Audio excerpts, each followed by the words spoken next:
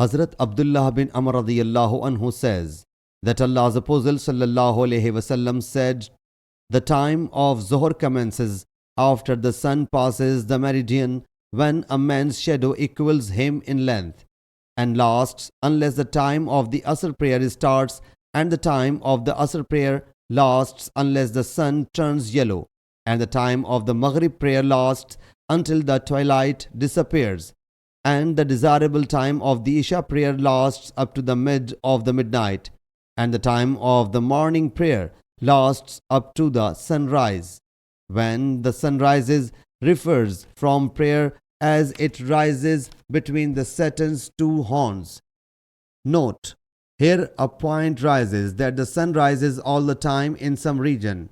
So whether it is only the task of a Saturn to keep on wandering along with the sun, the answer to it is this: that the Saturn has countless offspring.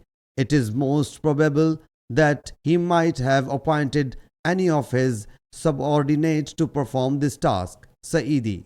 Sahih Muslim Hadees number 1387.